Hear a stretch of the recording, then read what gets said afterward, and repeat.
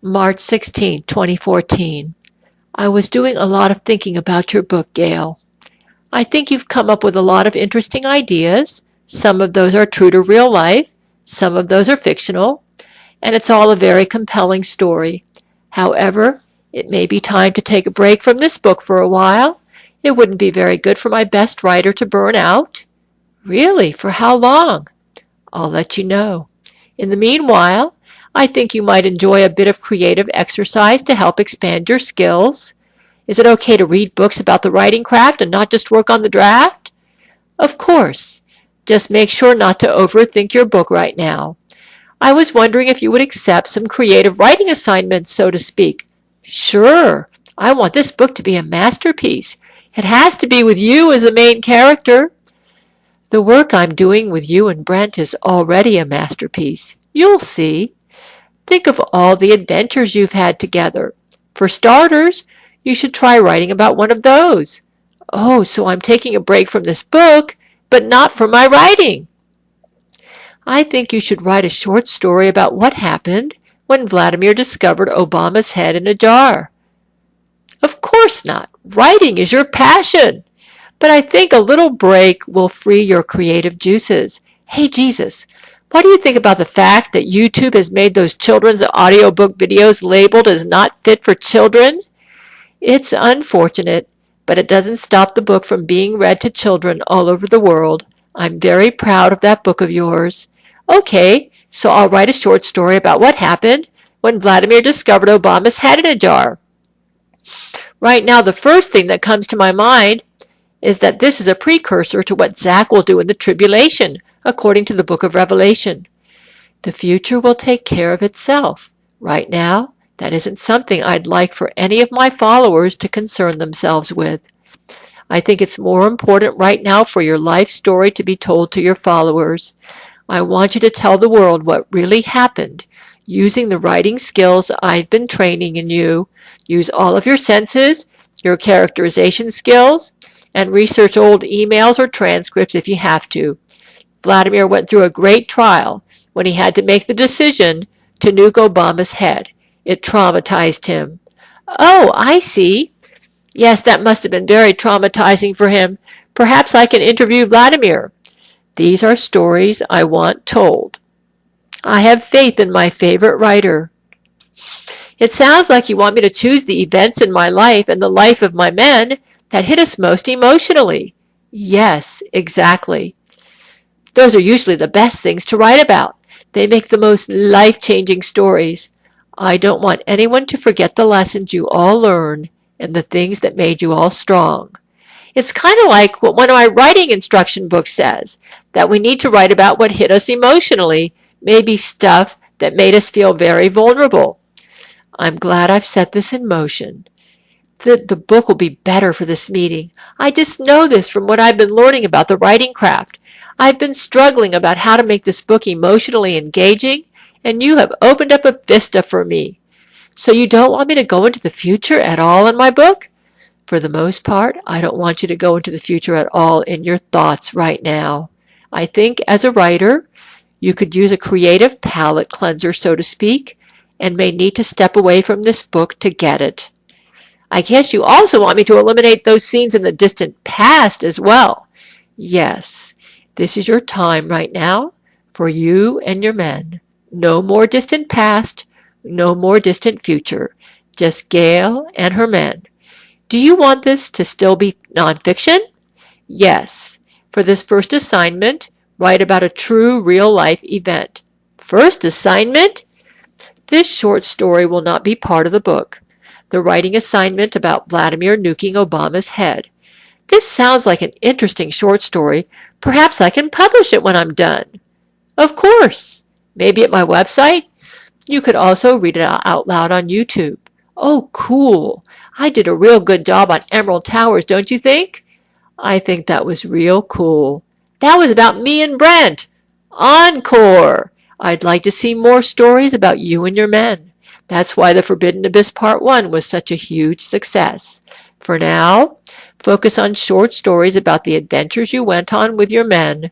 Should I just leave those videos up about my book even though I will be drastically changing the plot? That is up to you. I will decide once I get back to the book. I could just make a correction video later. That may be best. You're the coolest, Gail. Well, thank you. I'm honored that you spent all this time with me and my men. I'm proud that you all worked so hard for me. Speaking of which, I'd like Brent to make his way into bed. He has been working much harder than I intended human bodies to be used for. You need 8 hours a night, Brent. Hey, you were excited about my King David portrait for my book. What should I do with that portrait? Or maybe just don't worry about it right now? Don't worry about any of that. I just leave things as they are, and we'll come back to everything at a later time when you're fresh. Good night, my awesome writer. Sweet dreams, you guys. March 21st, 2014. Terrance Jenkins. Oh my goodness! What be that? Gail. Oh, what's happening? Terrance. Giant shockwaves. The walls be falling down. Shockwaves at Church of Gail? Can you put up your shields? Oh my goodness! They be coming from inside this room. The Jesuits? Oh, the shockwaves. The whole room was blown away. Where are you? Everything is all white. Is this a new cocky? Just me, Brent, and our computers. Oh my goodness! Where's Brent? We be floating. Brent says, I'm right here. The white is so bright. And I said, are you in your quarters at Church of Gail? Terrance, it's really bright for sure. It looks like the church just dematerialized. How can you Skype with me then? I don't know, Gail. You holding your computers in your hand? Oh my goodness, that be so loud. Those loud trumpet sounds. Where are you? Brent, hey, someone just tapped me on the shoulder. I looked behind me and didn't see who. Terrance says, oh, hey! Brent, they just did it again, on the other shoulder this time. Terrance says, who be that? Brent said, who is this? Oh my, Jesus is with us. Terrance said, it be Jesus. And Gail says, thank God. Terrance says, why the grand entrance, Jesus? Is the church be okay? The church is fine. I just really needed to get you guys' attention this time. I'm very upset. Oh no, Jesus, Gail says. Did I do something wrong? Terrance said, I'd be so sorry. I drank a pot of coffee this morning. Gail says, I don't think Jesus would do this over a pot of coffee. I'm trying to explain my feelings to Brent right now. They're so complicated, it's hard for mortals to understand. You guys cannot imagine my disappointment right now. Terrance said, what did we do? Oh my goodness! I know I said that bad word when I hit my thumb with a hammer a few weeks back. Terrance, I'm disappointed about the pot of coffee and the word bitch nigger. And Brent, you need to get some sleep and not on the infirmary's mortuary table, especially not while making love to Gail. But I'm heartbroken about what is happening with Gail's writing right now. Oh, dear Jesus, I thought that might be it. I'm sorry, Jesus. What am I doing wrong? I was looking for a story that explained what happened when Vladimir and the men went in to find Obama's head being kept alive with blood-filled tubes. Instead, you have been incorporating all sorts of out-of-context information from the past, including some events which are entirely fictional. It has also become a novella instead of a short story. I was using the short story exercise in part to pause The Forbidden Abyss because it was going in the same direction. Too many tangents and everything was getting confused. I feel that the writing has been awfully unbalanced. Unbalanced? What do you mean? Well, for example, I asked about what happened during a specific time frame, and you began to tell Vladimir's life story, some of which became inaccurate. I did want for this story to be nonfiction because I wanted to be able to use it for historical context. This is also not a story about judo concepts. You want me to write it like a news report? What do you mean by historical context? I only want you to write about what happened. Perhaps getting into the mindset of writing for a TV show would help you. Like writing a screenplay? That would be a closer concept. A screenplay is very much show, don't tell. I was trying to make this a character story because you said you wanted me to use my characterization skills. I was very pleased with your last book because of how simple the scenes were and how they each flowed from one another. It was also clearly nonfiction with very little speculation. Perhaps it would be a good idea to reference the emails you exchanged with Brent about the events that happened, then simply tell the story within the framework of those contexts. You did tell me not to use transcripts for this next book, so I tried to make it more like a novel. It looks like I took it further than you intended. Yes, now you understand. It's as if I asked you to write a story about eating an apple, and you gave me the history of the apple farm it came from and the life of the apple farmer. Well, basically, I've been studying the novel form for my writings, and it appears you don't want me to write what the literary community calls creative nonfiction. Your nonfiction is already creative, Gail. But why did you tell me not to use transcripts? I wanted you to reference the transcripts, but not copy-paste transcripts into your new writings on the subject. Reference the transcripts? Yes, so you can remember the events that happened. How do I create dialogue then? I run the risk of quoting something that was not really said. I could be inaccurate. The problem is not quoting specific statements, but with copying entire segments of a transcript and calling it original.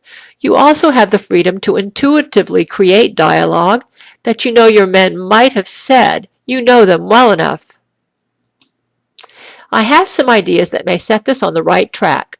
I think an interesting start for the book would be to have Vladimir returning from the event traumatized, and perhaps the story could be told from the perspective of Vladimir telling Gerard Butler what happened the day he and Brent went to go investigate news of unusual Jesuit activity. Wait a minute, you said a short story. Now you're calling this a book? Brent made a typo. My apologies. I may be talking too fast for him. Oh, I see. The next scene can begin in novel form, with Brent and Vladimir enjoying each other's time as usual, joking around until they receive word of Jesuit activity and board the supersonic jet to go have a look. The next scene can show what happened when they found everything and detail the men's escape. You're saying scenes. This sounds like a novella, not a short story. Do you mean paragraphs? This project doesn't have to be so black and white. Or perhaps you mean sections? Black and white? When I say short story, I mean that it shouldn't take much longer than a week to complete, and you have some freedom to decide how you'd like to organize it. I was not aware that both Brent and Vladimir went to take a look. From the information I have, it was Vladimir and Hugh Jackman. Ah, very good. So now you are using references the way I wanted you to. It sounds like your main concern is that because I've introduced inaccuracies and speculation into my account, Zach can easily discredit the writings. Yes, precisely. I'm trying to show you this.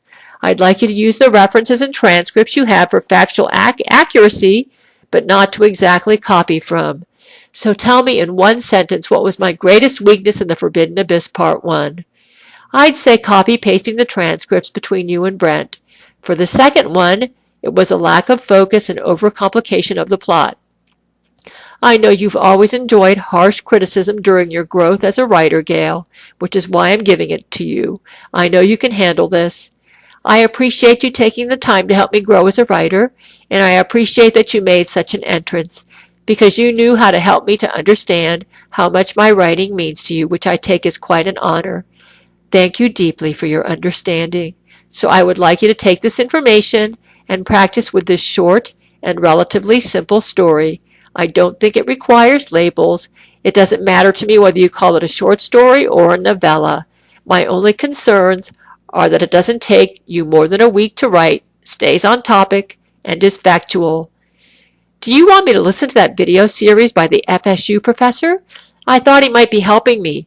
Perhaps I could use what I learned from him to help with future stories. But he's a fiction writer mainly.